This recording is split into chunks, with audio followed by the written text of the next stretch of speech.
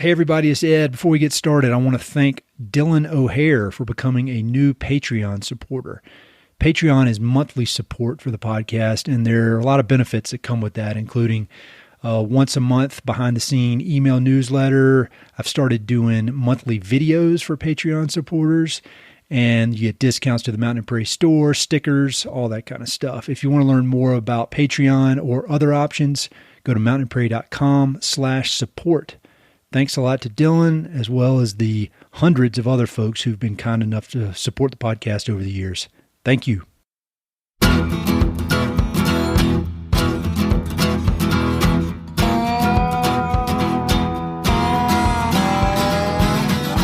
Hey, this is Ed Roberson, and this is the Mountain and Prairie podcast, where I introduce you to some of the innovative individuals who are shaping the future of the American West. I meet most of these people through my work in land conservation, or through my hobbies and interests that revolve around spending time up high in the mountains. My guests include ranchers, writers, entrepreneurs, conservationists, athletes, artists, adventurers, pretty much anyone who's doing important work, has an interesting story, and loves the American West. My guest today is Alvin Dedeaux.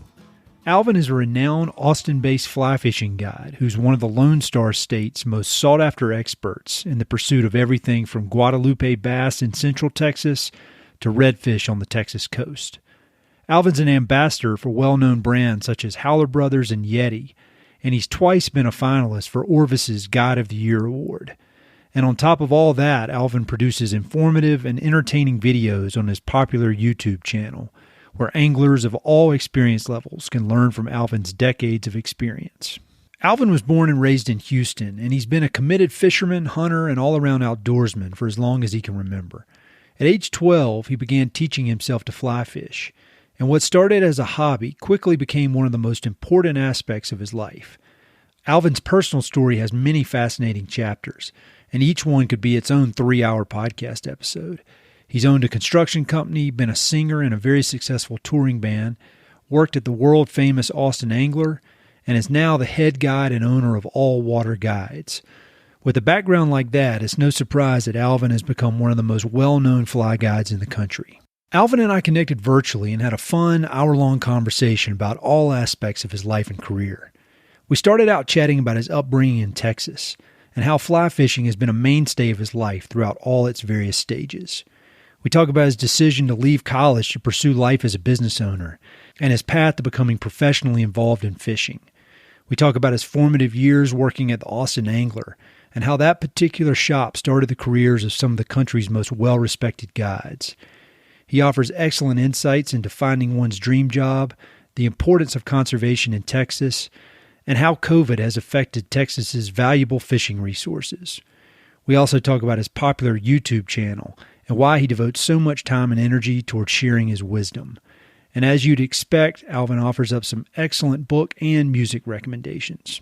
I really enjoyed talking to Alvin, but I felt like we only scratched the surface of his wildly unique life. Be sure to check out the episode notes for tons of links to everything we discuss. Hopefully Alvin and I can do a part 2 at some point in the future, but until then, enjoy this fun conversation with Alvin Dedeaux.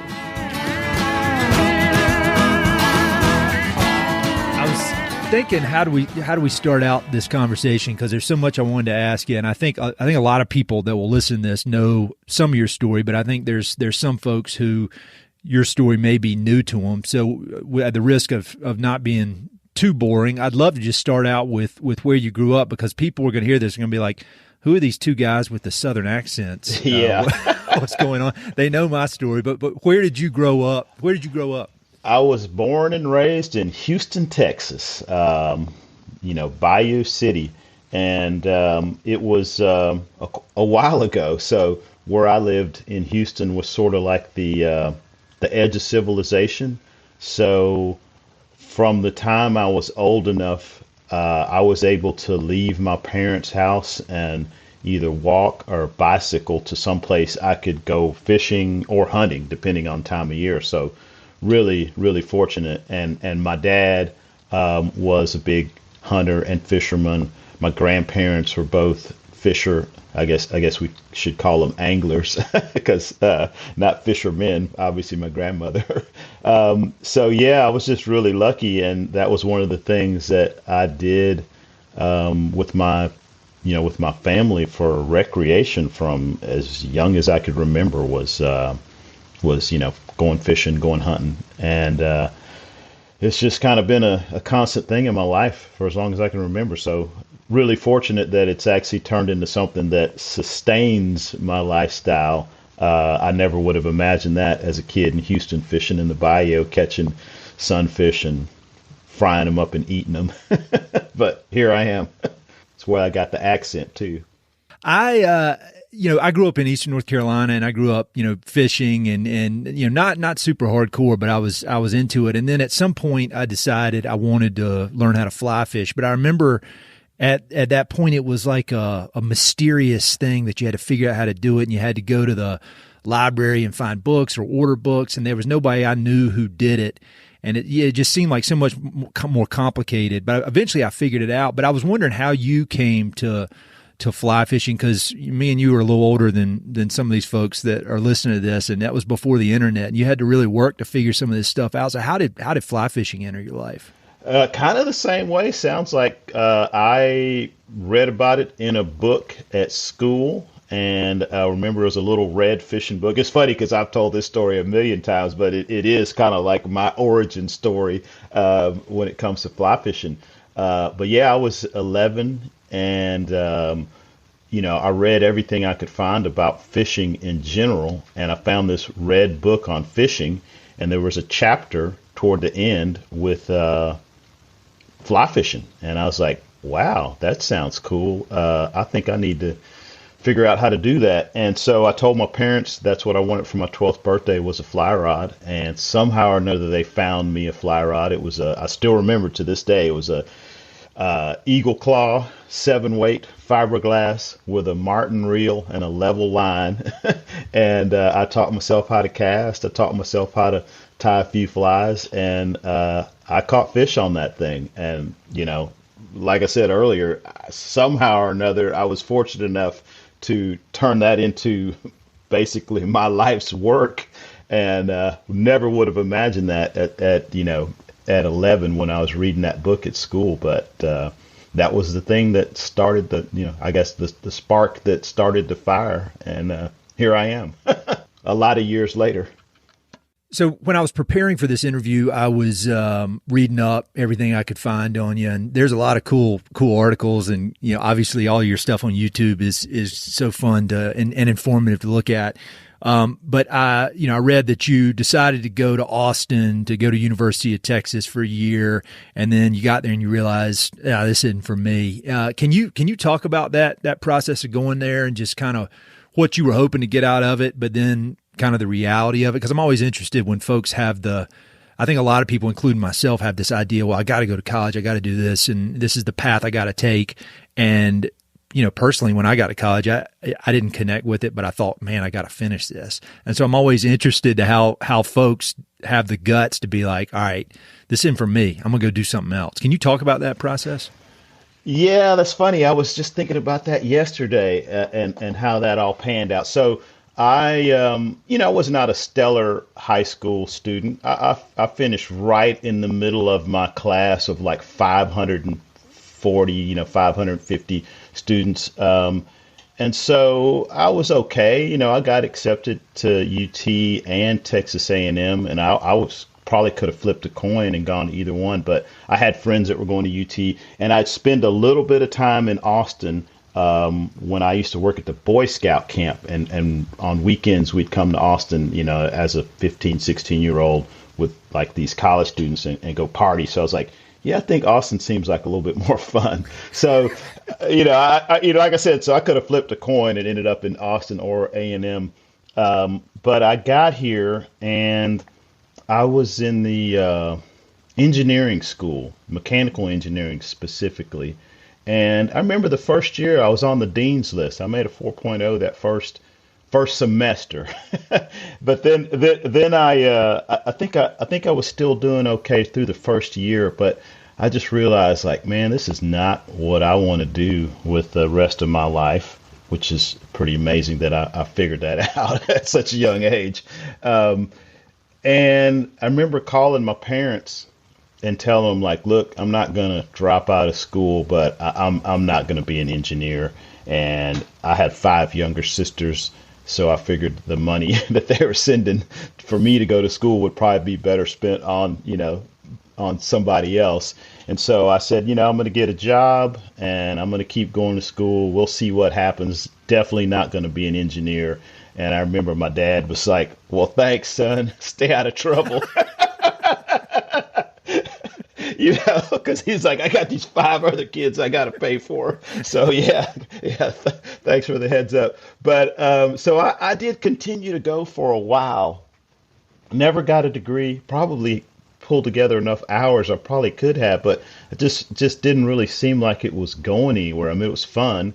So I remember at one point I stopped and said, okay, well, I got to get a job. So my dad had a construction company. I'd worked for my dad for years as a kid. So I got into that business, and I was actually making really good money, hired a bunch of my friends to work for me, and got in trouble with my taxes because, I was a 20-something-year-old kid making a lot of money and not paying my taxes. I was buying cars and hanging out and just, having fun. But I was also got into the music business as well. I sang in a band for a number of years in Austin, which is another kind of Austin thing to do.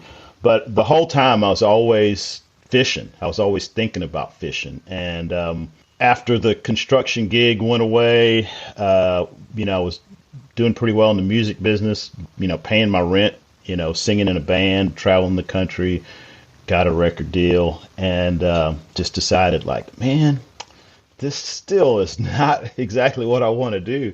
And I was kind of mulling over my life choices one day at the fly shop, which is where I spent a lot of my time when I wasn't, on the road with this band, or before that when I was working my regular gig. And I was just kind of telling Larry, the guy that owned the Austin Angler, like, yeah, man, I'm thinking about doing this. I'm thinking about doing that. I really can't decide. And he's like, why don't you work at the shop? And I was like, what? And he's like, yeah, he goes, I've been thinking like, man, that Alvin guy would be great to work here. But he's like, you always seemed like you had something more exciting to do. And it was funny because to me, making a bunch of money running a construction business, or, partying all around the country and not having a day job and being in a band, those things were much less exciting than working at the fly shop. So I was like, I'm in. Hell yeah. So it was a long, kind of drawn out path to me working in the fly fishing industry, even before guiding. And the guiding thing happened working at the shop because this guy, Larry, that owned the Austin Angler, Larry Sunderland, he's an absolute angel. And he encouraged me and a couple of other guys at the shop to start guiding to make more money. Because he's like, I pay you guys as much as I can, but you deserve more. And if you guide, then I think that's another way for you to supplement your income. And so I just kind of started guiding while I was working there. And, long story short, the shop closed down. I'd already been guiding part-time for probably close to 10 years at that point. And when, it was kind of time to do something else, it was pretty easy at that point. I was like, well, I'm just going to guide full-time, So I hit the ground running. Yeah. The crazy thing is, like I said, I was thinking about this yesterday. I've just been so lucky that my life path has just kind of kept going down this same kind of weird trajectory that I would have never have anticipated. There's no formula, there's no plan, there's no, degree program for becoming a fly fishing guide. So I kind of had to make it up, get lucky, kind of, bounce off the right corners at the right time and end up where I am. I think now with the internet and all this stuff, it's a much easier path to get on and kind of follow and you kind of see where it's going to end up, or you hope it's going to end up. But man, I feel like and Larry, my old boss, would say, there's no such thing as luck, because I always say that I always say, man, I'm so lucky that the things worked out the way they did. But there's a lot of hard work and a lot of sacrifice in there. But it was just something that I always loved it. So the sacrifice and the hard work didn't really seem like sacrifice or hard work. Like if I'd have felt the same way about the mechanical engineering school, I would be a badass mechanical engineer right now, but I just didn't love it. And it did feel like a struggle and a sacrifice. So, so here I am. Well, I want to talk about, go back to music, because I think it's fun. Even in the articles I read about you, you glaze over this music thing. And that was like, I mean, you could write 10 books about that one chapter of your life. And so we'll come back to that, but talk about the Austin Angler more, because from what I've read and just some of the different folks that I know or am friends with friends of, it seems like that was a pretty magical place to be back then. And like for example, JT Van Zant, who's one of your buddies, and I don't know him personally, but we got a lot of mutual friends, and you, and it just seems like that there was a lot of really cool stuff going on in that shop at that time, and a lot of folks went off to do really interesting things. So can you talk more about your time there, like kind of what you learned and how any lessons learned that have carried over into your career today? So that place really, that was definitely the stepping stone to the next level. And I've, if I had more time, or if I was more of a cinematographer, I would make a documentary about the Austin Angler. I've been pushing people like somebody needs to do a movie about that fly shop, because so it opened sometime in the 80s. And if I was faster with my math, it closed in July of 2004 after a 23-year run. So that's pretty impressive for a fly shop in Austin, Texas at that time period. It was they played an Austin Angler commercial during the Super Bowl, like in the 80s, late 80s, about, it was one of the first "They Don't Take American Express" commercials. And, I think that's probably where I discovered it. And that was kind of one of my first places I really started spending time when I moved to Austin. And yeah, there was so many people that came through there, like you talk about JT, but also Dave Mangum. He was a regular customer there, and he moved off to Florida and did his thing. One of the other guys who worked with us, Joey Lynn, he's been an outfitter in Argentina basically since the shop closed in '04. He started going to Argentina. So he was outfitting trips to Argentina in, the late 90s. So he's been at it for a long time, kind of one of those unsung heroes. One of the many owners of the Austin Anglers, this guy, Jim Adams, who was married to Mina Hemingway, Ernest Hemingway's granddaughter. They owned the shop for years, and of course Mina, she's gone off and done all the cool Hemingway stuff that we all wish we could do. But her husband Jim is the owner of Adams and Sons, which is a pretty high-end fly shop fixture business. So like if you spend any time in the Bozeman Angler up in Bozeman, all the wood stuff, the stuff in there, Jim made. Jim did a bunch of stuff for Sims, like when Sims used to send out the fancy wooden hangers and stuff that maybe they still do. I don't know. Jim made all that stuff. So there was just a lot of different people, a lot of creativity. Joe Robinson, one of the guys who worked there forever, he was a good buddy of Dave Whitlock's, and so he traveled around the country with Dave, and he invented all these cool techniques. The Zappa Gap fly line connection for gluing leaders into the end of your fly line. Just there was a whole lot of stuff going on, and Austin, I think, was at that time a lot of the stuff that was helping Austin become, the live music capital of the world. Also, I think helped us, become the fly anglers that we are, because it was a cheap place to live. There was water everywhere. We had a river flowing right through the middle of town that had fish in it. There were all these streams out in the Texas Hill Country that nobody was fishing.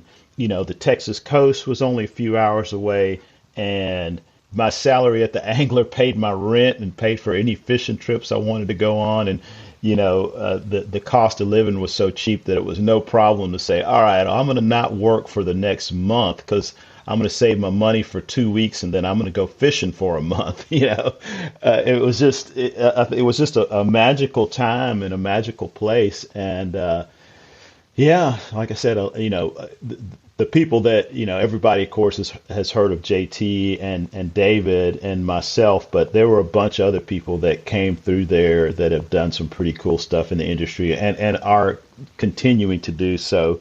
And, it was a weird place because it was upstairs in downtown Austin when downtown Austin was kind of a bad part of town, but it was close to the lake and the rent was cheap. So that's why the guys opened it there. And that's where I spent a lot of my time before working there. And, of course, the 10 or 12 years I was working there. Did you realize it was that special at the time? Like at in the moment, were you like, there's something special going on here? Or is it you were just in the moment doing your thing, and now looking back, it's like, wow, there was some cool stuff. There were definitely moments where it was pretty cool. It was pretty obvious. I think we all were pretty happy being there. Like I said, the environment was good. It was a bunch of folks that were all into fishing and hunting. Mike Thompson, who was long time Patagonia rep, he actually had an office that was adjacent to the angler, so he was there. Yvonne Chenard would roll through every once in a while. So it was a pretty magical place, a pretty magical time. So I think we all were, even if not like conscious of it every day, I think most of the time we realized that we were pretty lucky, and I know I certainly did. I had a few jobs that were not cool, so I knew that this one was pretty cool, even if it was just the job part of it was pretty cool. But just some of the characters that came through there, and just the fact that even though we had a pretty good clientele, the majority of the people were traveling to fish. So people were going all over the world. I mean, the first time the Vermilion brothers did their Mongolia trip for the Taman, like the first season they did that, they went on tour, and did the slide shows, and they came to the Austin Angler. We sent several of our clients there on some of the first trips to Mongolia. We had people, I remember, it would have been back in the 90s, going and doing the Kamchatka trips to Russia, so a lot of the beginnings of a lot of the stuff that's commonplace. I mean, I don't know how commonplace fishing for Taman is, but something that everybody's heard of. There were people in Austin who were going and doing all that stuff. So yeah, it was pretty cool. So obviously, I mean, you've spent so much of your time focused on Texas and Texas water, but there was a pretty good chunk of time where you were coming up this way to Colorado. And so how did Colorado get in your sights enough to where you wanted to guide up this way? I that first year after the angler shut down, like I said, it was July, and me and Ben Wallace, who was the last employee at the Angler, he knew that I was going on a fishing trip. And he's like, dude, I don't have a job. Can I go on a trip with you? And I was like, sure. He'd just gotten a new pickup truck. I'm like, let's take your truck. And he's like, all right. And he's like, well, when are we coming back? And I was like, I don't know. When we run out of money. So we took off. And Ben had actually worked in Vail at one of the shops. I can't remember, before he worked at the Angler. So we rolled through there and actually got offered jobs that summer. And both of us were like, man, we just left a job. We're out of here. Thanks for the offer, but we got plenty of money to keep going. And so that I just kind of put that in my back pocket. And I'd actually met Bill Perry, who was the guy that owned Fly Fishing Outfitters, and that was the Orvis shop in Beaver Creek. So when I got back to Austin, weeks later, got set up and started guiding full time in Austin. And this is the first time I was guiding full time after the shop closed down that fall, and started getting close to summer and started getting hot. And I just thought, I don't have to stay in Texas for the summer. It's like maybe my least favorite time of year. So I just called Bill and said, "Hey, Bill, will you give me a job if I come up there this summer?" And he's like, "Hell yeah, come on up, bring all your Texas clients, and yeah, you're in there." So I did, and I did that for I think about 10 summers. And it was great, because especially then I had no responsibilities, had no wife, no kids, no mortgage payment. So I would just pack everything up and, head to Colorado. Initially, I was going like maybe June 15th, staying till the end of September, just hitting the whole summer and then getting a little bit of personal fishing time afterwards. And it worked out really well. I learned a lot. I got a lot of information, working at a fly shop, working at a serious, really busy guide service. A lot of stuff that works for me now, a lot of the stuff that I learned back then. So yeah, it was a good time. But eventually I got married, had a kid. I was still coming to Colorado summers. My wife, actually, one of the first times I met her, she was living in Vail. My first season guiding there, actually, yeah. And she'd lived in Denver. She still has family in Denver. So, she would come up and hang out, but she wasn't able to stay the whole summer. And I had, started this guide service, and I was actually booking trips with other guides in Texas while I was in Colorado. So I was kind of like, maybe I should just stay home. I can do those trips, and I'm not paying the outfitter, so I'm making more money, so I don't have to work as much for the same amount. So that sounded great. The only thing I was going to miss was the wonderful, Colorado weather during the summer. Yeah. But I'm a Texan. It didn't take me long to reacclimate to the summers. So yeah, I got back here, and I go trout fishing occasionally, but not nearly as much as I used to. And the summers aren't as bad as I thought they were. As a matter of fact, I think I complain more now about our Texas winters than I do about the summers, which is ridiculous, but it's true. That's great. I think a lot of people, myself included, you look at fishing guides and fishing outfitters, or even, hunting guides, hunting outfitters, you're like, man, that's the life. But it is a tough business, and it's competitive, and there's a lot more to it than just being a good angler. I mean, you're running a business, you got to operate all, you got employees, and you got to figure out all the QuickBooks and the taxes and all that kind of stuff. Yeah. And so, like, how long did it take you to feel like, just from like a business standpoint, like, all right, I think I'm on solid ground here. Like, I got a good business going? Because I would imagine, with kids and wife and all that, it takes on a whole, at least in my experience, everything takes on a whole different meaning. So, to the outside looking in, like, you're firing on all cylinders, but like, how long did it take you to be like, all right, this is sustainable. This is a job I can do. This is a good business I got going. Oh, probably like last week sometime, maybe. Hopefully next month. Yeah. No, it's funny. It took me, I think, when my wife said, okay, we're good, then I'm like, okay, we're good. Because I'm really good with coming up with these ideas and these plans and setting stuff in motion. But, really, like, the day-to-day grind of making things practical is definitely more her skill set. And, when she got to the point to where she's like, okay, I feel comfortable, our financial situation makes me able to sleep at night without worrying, that's when I felt good. I have, I guess, had the skill, or the maybe it's not a skill, maybe it's a fault, but I've always been kind of like, man, let's just go for it. Just make it happen. Just whatever happens, we'll deal with the consequences later. Just like, I'm going to do this. Hopefully it's going to work out, because I'm going to do it one way or the other. Which I think is, you kind of have to have a little bit of that, if you're going to be an entrepreneur, if you're going to do something that doesn't have a set plan, like do A, then do B, then do C, and then, you'll get this result.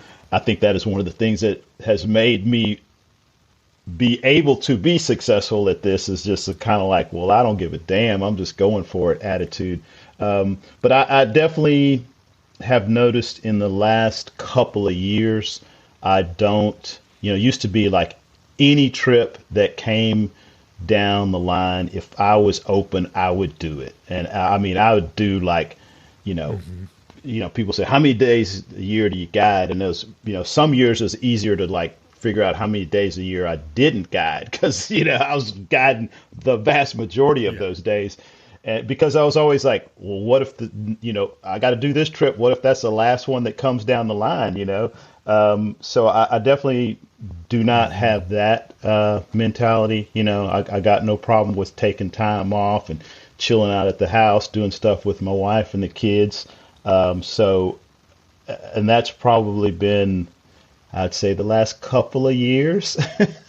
So figure I started, full time, nothing but guiding in '04. And what is it? So maybe 2020. So 16 years of doing it before I felt like, okay, I'm good. Overnight success in 16 years. Yeah, man. And that was I was lucky. I had that little on ramp of working at the guide service and getting a salary every month and building up my clientele before I actually had to jump in with both feet. So once again, thanks to Larry and Austin Angler for making the plunge a little bit easier to take. But yeah, still 16 years. And one of the things that I love about everything you do, and I think most people who are familiar with you, is both your social media and your just kind of online presence, especially with YouTube.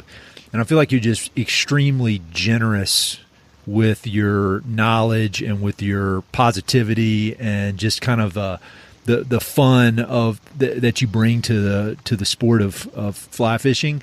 And so when did that become a focus? Because it's not like you're advertising yourself at all. You're providing this very valuable knowledge to people and making their days better and, giving them a peek into what you're doing or giving them a peek into your brain and all this, decades of knowledge you have about fishing. But I would imagine at the same time that is good advertising for the business as well. So like, when did you decide to go all in on the YouTube and social media, and how do you think about that? Initially, it definitely was like a marketing thing. I had gotten to where I was probably as busy as I wanted to be pre-social media. I remember buying magazine ads, to promote my business. And by the time the internet and the social media stuff started happening, I was in pretty good shape. But I just enjoy kind of the game of it, So I remember like buying Google AdWord placements, back in the days to promote the business, because I did. When I started the guide service, I felt like, okay, I need to make this work, both because I felt like it would financially benefit me because, I can only work so many days a year, but if I can do something to generate some other income so I don't have to work 300 days a year, that's great. But then at the same time, I really appreciated the help that people gave me, made it easier for me to do this. So I felt like, okay, I have a responsibility to other folks who are trying to follow this path to share my knowledge, to make it easier for them. And, because as much as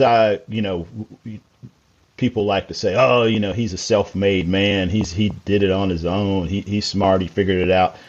It's not true. Like I didn't come up in a vacuum, and I just feel like if I help somebody else out, that's just some karma points for me. And it just seems like it's the right thing to do. And part of it, like I've gotten a lot of in the last couple of years, a lot of folks have reached out to me. It's like, okay, well, you're one of the few black men that are in this industry who has been successful up to this point anyway. And I feel like that is something I have a responsibility to just put my face out there. It's one of those things. Like if you see somebody who looks like you, who's doing something that you want to do, it just makes it a little bit easier. You can say, oh, well, if that guy can do it, then I can do it. So I do feel a responsibility in that regard.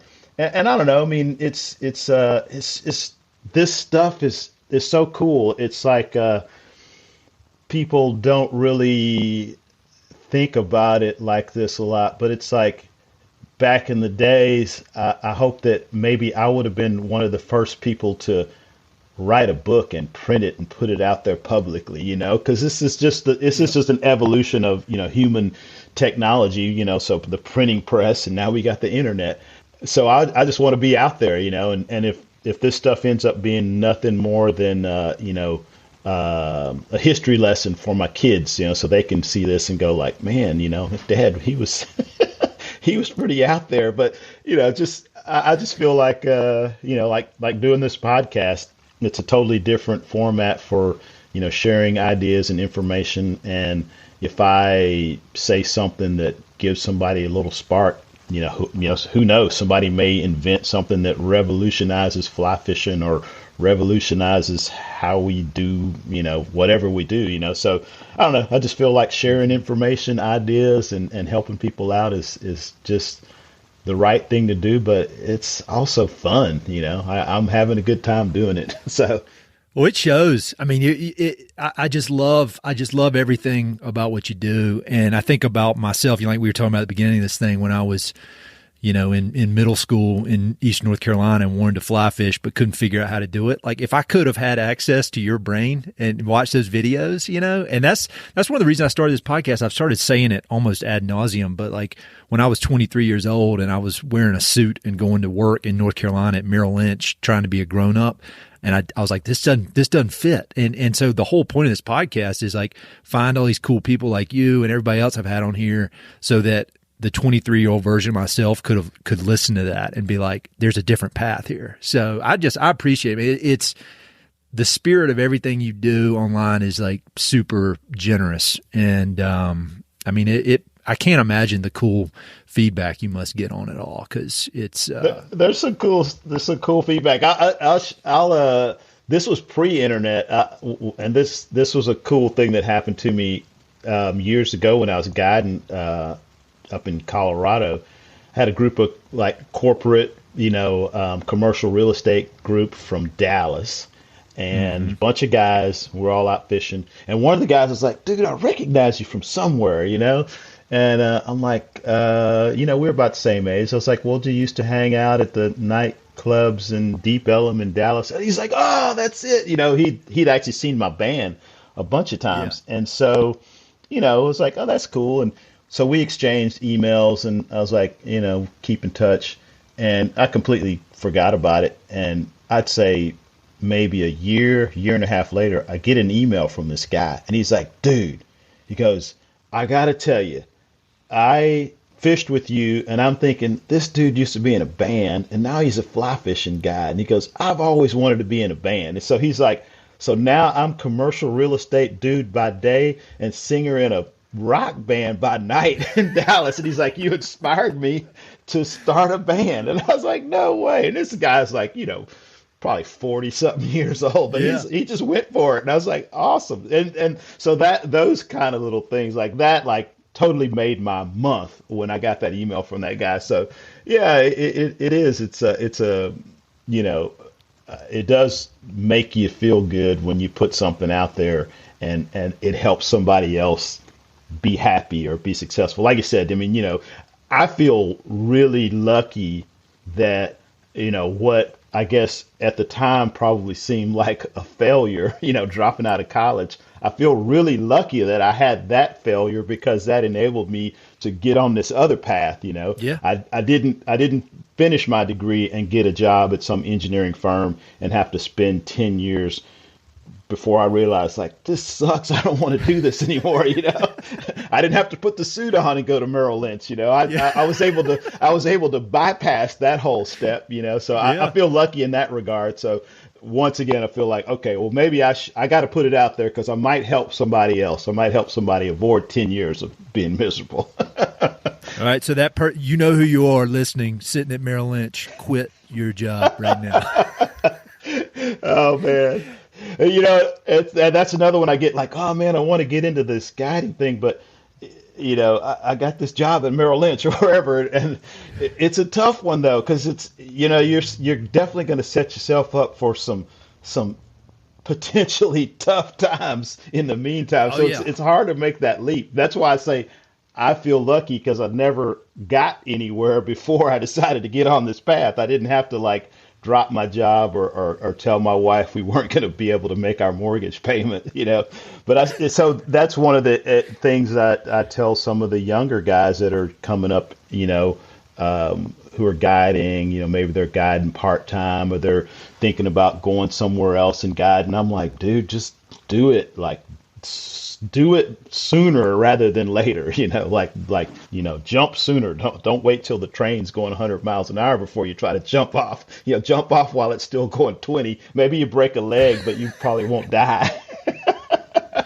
Well, and I think what you said, and you've said it here, and then I read it in some of your interviews online, is like, it's not like everything is like when you're in love with what you're doing, like with how you are. It's not like every day is like, you're just like, this is the greatest day of my entire life. I mean, there are hard days, like, when the weather's bad or whatever, like, but what I found, at least like with this podcast, which I love doing, is I'll bust my ass on this thing. Like the other night I was up till 3 a.m. editing one of these things. And I was like, there are very few things in life that I would stay up till 3 a.m. doing. And like, it's hard and it kind of sucks and I'm tired and all this stuff, but I still do it and I enjoy it. I feel good about it. And it seems like that's how you approach with your guiding is like, yeah, I mean, it's a job, it's hard, and I think that's what people need to understand is like, if once you find something you really like doing, yeah, it's still hard, but you'll bust your ass to do it, and you're kind of happy for the opportunity to do that. You know what I mean? Reminds me of something, a comment I heard from, I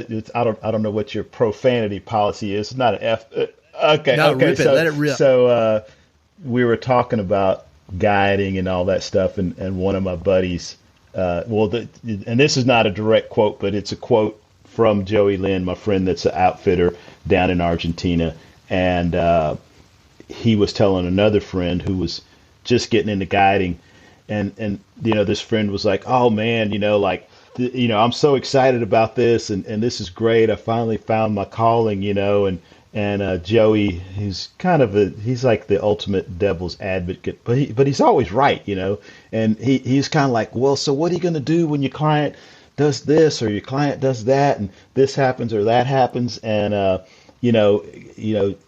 the other guy was like, oh man, why you got to take the joy out of it for me? And Joey's like, I'm not taking the joy out of it for you. I'm making it real. He goes, that's just how it is. And he said, I eat shit for breakfast, but I love it. And he's talking about dealing with his clients. It's like, so I was like, that's a classic Joey line. I eat shit for breakfast, but I love it. And that's kind of how it is sometimes, like you say, you're staying up till 3 o'clock editing stuff. I mean, I'll do the same thing, working on these videos and stuff, but I love it, and I love the process, and I love the final product, and then I love the feedback you get when people are like, oh, that was good. I like that. That made me happy, or same thing with your clients, you're grinding it out. You're trying to figure out some kind of way to, put them on a fish, everything's going wrong, but you persevere, and it doesn't always happen, but sometimes you persevere and you end up having a good day on the water, and just the smile on your client's face when they realize like, oh, I was about to go home empty-handed, but I got a couple of fish, so yeah, it's just, there's, it's not like, you love the work so much that I guess you would continue to do it even if you got no positive feedback, but the positive feedback sure does make, eating shit all day, it makes it taste a lot better. Well, and I think like you said earlier, it's worth noting, some people love working at Merrill Lynch, and they love being an engineer. And so I'm not saying you got to be doing some crazy, like, it's just, you got to find that thing that you love doing and you're willing to bust your ass for and eat shit for. Yeah. I think I love hearing that, man. Another question, kind of a more a more direct question about the times we're in right now. How did COVID, two questions about COVID. How did it affect your business? And then how has it affected the pressure on this limited resource, these fisheries we have? Because at least I work in conservation during the day when I'm not doing this podcast. And we saw, when COVID hit, all the trailheads around here just got swamped. And it's good to see because it's like people getting outside, they're reconnecting with being outdoors. But it's, there's limited parking spots, there's limited space on these trails, and it got flooded. And so when COVID hit, how has that affected just kind of your general business and life in the outdoors? So initially when it hit, we were super, super cautious. We shut everything down. We weren't doing any trips for probably about 6 weeks, like nothing. We didn't leave the house. Mm-hmm. But the phone kept ringing and we kept getting more and more emails, and we never made a public proclamation that we were back open for business. We just kind of started doing a few trips here and there. And when it became obvious that outdoor activities were some of the best things to do, during this whole COVID thing, we just got super, super busy, just like anything else outdoors related. So we were just slammed. And, so we're very grateful that we happen to be in an industry that benefited from this, because, I have lots of friends who are in other industries that did not benefit, and I felt terrible for them. But we were able to, just keep on trucking. We're not the most social people anyway, my wife and I both have spent many a night, closing bars down for years and years. And so this life that we have now is pretty, family and around the house centered, so kind of the whole social distancing thing wasn't that, we've been ordering groceries online for years. Ever since that was an option, we've been doing it because we're like, we don't want to go stuck in a grocery store. It was a little tough on the kids, the homeschool stuff. But one kid's back in school and the other kid is doing online school still. And the kid who's back in school, 2 years out of school, she jumps right back in. She's making A's and B's. So nice. That's a success story. And the other kid, I think I'm getting off on a sidetrack here, but we actually, our 24-year-old did 2 years of high school online. So she's 24 years old now. So that was a while ago. So I say my wife has experience with the online school thing, and with her education and her teaching background, she's been great. So the kids have not really suffered, other than they're not being able to see their friends as much. But, as far as our personal lives, we did great, business wise, personal life wise, we have done really well during the pandemic. Seeing people out on the water. Like I remember I was telling somebody down at the coast last summer, a Wednesday crowd was like a Saturday crowd previously, Yeah. And, I always say that it's just sort of a double-edged sword. Yeah, there's more people out there. There's more pressure on the resources, but hopefully there's more people that ultimately are going to be concerned about the resources. A lot of these people may continue to be out there and do this stuff. That's good. I think a lot of people are probably going to realize, I don't really like getting up early and going fishing. I actually kind of like closing the bar down at 2 a.m. So I'm just going to go back to doing that. I think there will be some fall off. We haven't really noticed it as far as our business goes. We still continue to be pretty busy. It's a tough call, and I know people are upset about seeing more people out there on the water, and places are crowded. I think one thing is that there's a whole lot of places you can go where there's not anybody. It may take a little research. You may have to drive a little further. I got no problem with driving an extra 30 minutes in the car or next extra 20 minutes in the boat to get away from the crowds if that's what it takes. But, when it's time to rally the troops to take care of some of this stuff we love so much, there's no denying the fact that more troops is a much better way to win a war than, a couple of guys out there on their own getting taken out by the first sniper. To throw a couple of war analogies out there.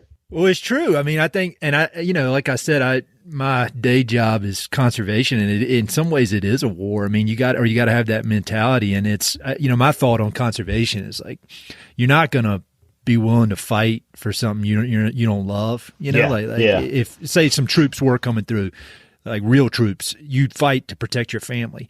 And, but thanks to, just circumstance, I spent a lot of time as a kid outside, and I kind of fell in love with the outdoors, and that's led to my work in conservation. But I feel like, so the more people that can get out there and experience it, the better. I mean, what would be your advice? Because you do a lot of stuff with conservation. Like, I know you were a Texas Parks and Wildlife Foundation ambassador. Our mutual friend Jay Clayburgh used to work there, and I know you're very plugged into that world.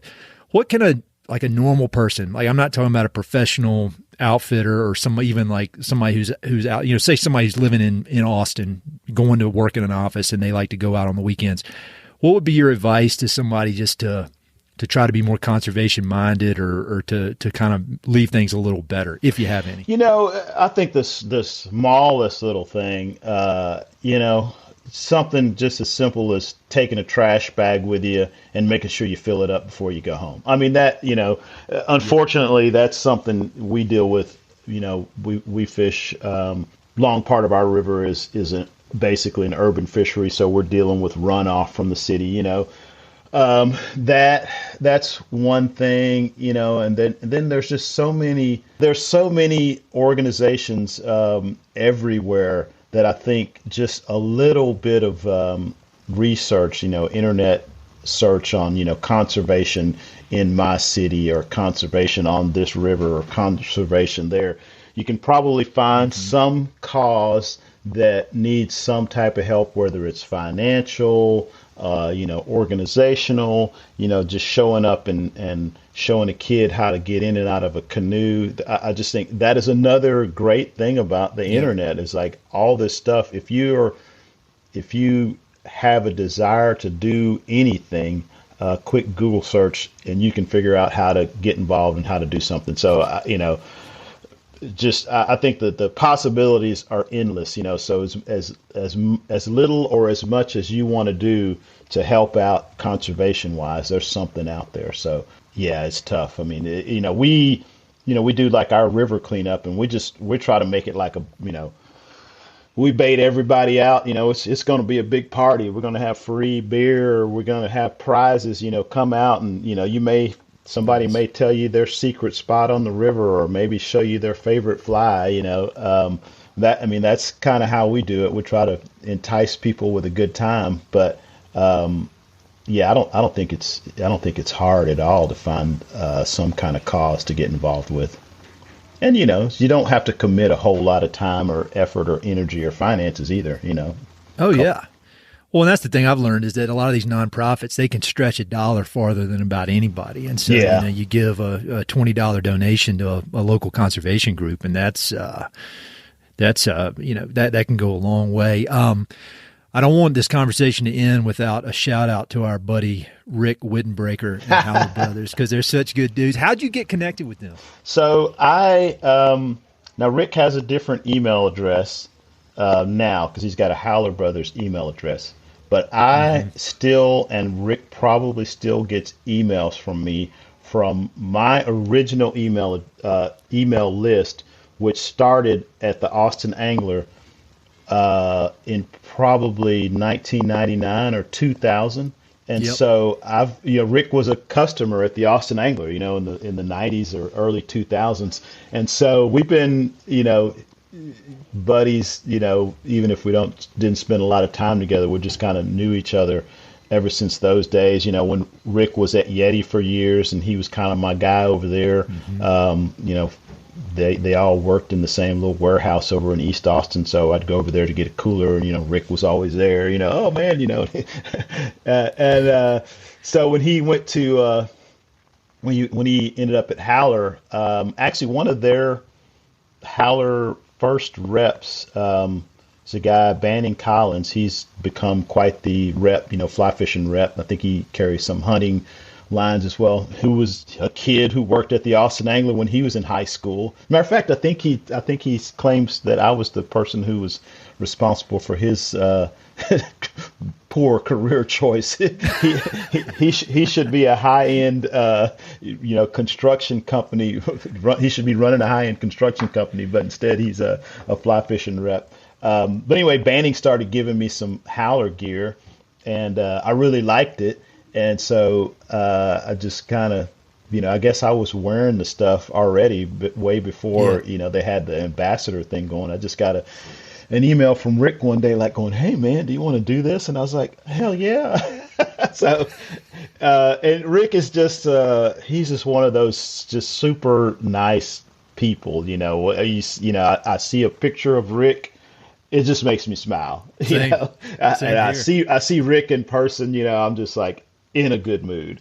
But that whole crew over there is pretty awesome. I think everybody that's involved with that organization always seems to have a smile on their face. And I know running a business that's not the case, but all my interactions they're always super positive, and I just like the vibe. I like what they're doing, and I also like the gear they make. So that's really, really helpful. I think they're marketing geniuses because they obviously, the gear speaks for itself, but being able to connect all these things that on the surface don't seem at all connected, whether, they bring in surfing and they bring in fishing, they bring in the Rocky Mountains, they bring in music. And it's kind of cool. It's kind of perfect for you because you bring all those things together too. So that's a good partnership, I would imagine. But those guys are awesome, man. Just kind, generous, and they make good stuff. Doesn't get better than that. Yeah. Yeah, I think it's another kind of one of those magic Austin things. I don't know if that could happen anywhere else, but the music, the fishing, the clothing. I think that we got a little magic spark that makes things like that, happen here in Austin. Yeti's from Austin, and all these cool brands are here, and all these cool people. I'm just fortunate to be around them and absorbing the good vibes. Well, I'm fortunate to be absorbing it through the internet, so thank you. Last question for you. Normally, I like to ask folks about good books they've read or books that have been important to them, and you can answer that if you want. But given your background in the music business, people also, they tell me, you need to ask more questions about music. And I took piano lessons for like 6 weeks, and my parents, it was like, when you went to college, you're like, this isn't for me, but it only took me 6 weeks. I was like, Mom and Dad, you're wasting money on this. Like, I'm not musical, but so I appreciate music, but I got no musical talent. So can you give us either some book recommendations or music recommendations? So the music one is tough for me. And I had the same thing. My parents tried to force me to have culture. Really? Yeah. I had to take piano lessons, guitar lessons, ballet, tap, you name it, and I didn't want to do any of it. And my mom thought it was hilarious years later when I was singing in a band. So where I'm at musically right now is I'm trying to discover new music. So if anybody's got a suggestion, please throw that my way. Because there's like some statistic, once you get past a certain age, you don't tend to listen to new music. You listen to the same stuff over and over again.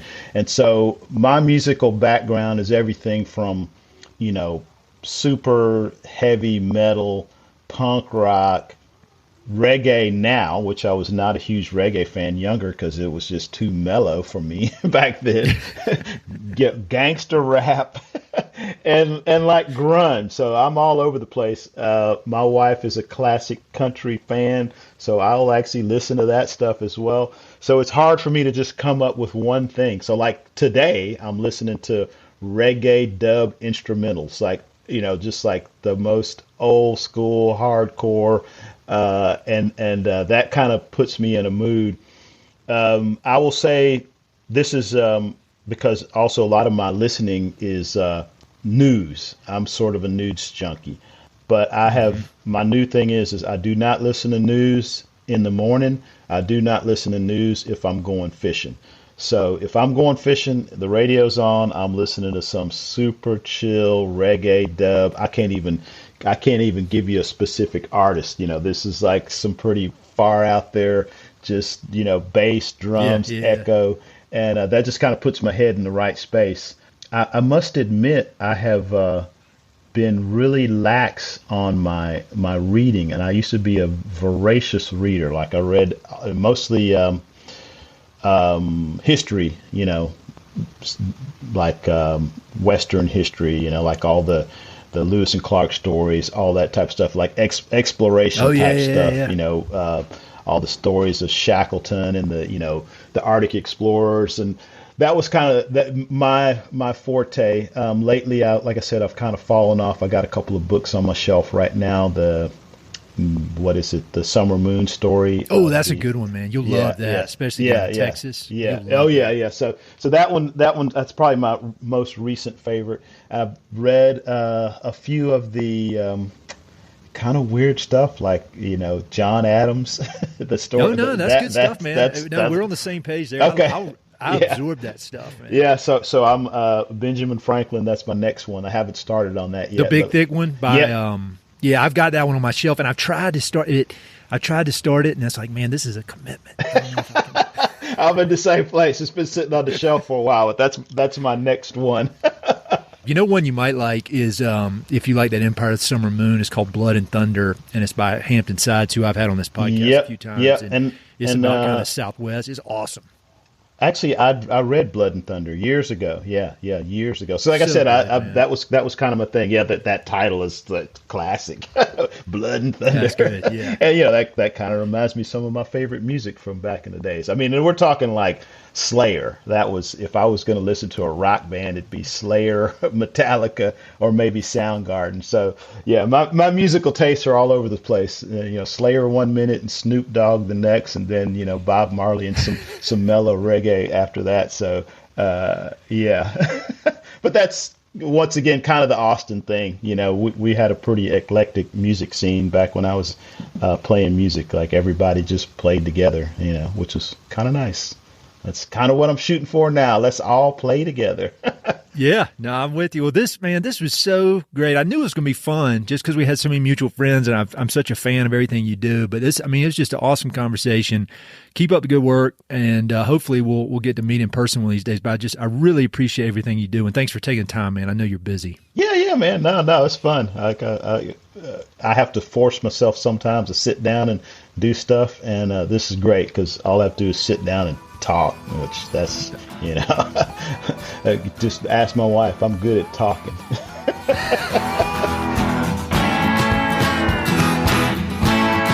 Hey, it's Ed again. Thanks so much for listening to the podcast. I know your time is valuable, so it means the world that you spend it listening.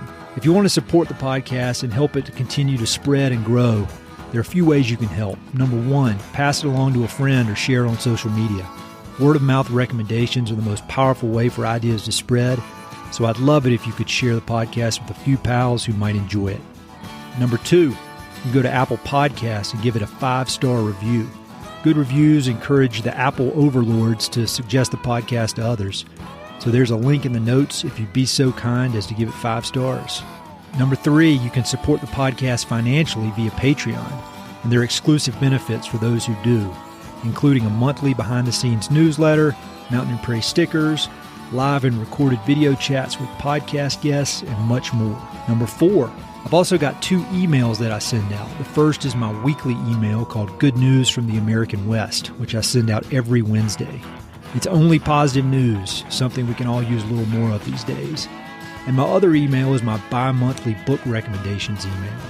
One email every other month with 5, 6, 7, or 8 books that I've recently read and highly recommend. The thousands of people on both of these lists will vouch for me. No spam or other funny business. And number 5, finally, check out my online store for Mountain and Prairie stickers, shirts, and coffee mugs. I've got some really cool designs from Western artists with more on the way. So head to mountainandprairie.com/shop to check it all out. I'd love to connect with you. I'm on Instagram and LinkedIn, so look me up on either of those platforms by my name or through the links on my website. All right, that's it. Thanks so much for your support.